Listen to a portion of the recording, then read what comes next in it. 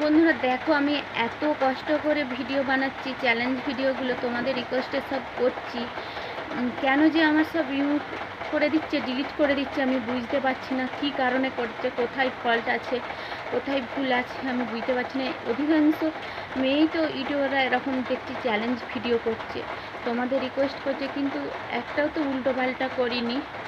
কেন কী কারণে করে দিচ্ছে? আমি স্কিপ চ্যালেঞ্জ ভিডিওটা তোমাদের রিকোয়েস্টেই করেছি, দেখছি আমার ডিলিট করে দিয়েছে, রিমুভ করে দিয়েছে। তাই আজকে খুব মন খারাপ। তোমরা যদি জেনে থাকো কারণটা প্লিজ কমেন্ট করে জানাও।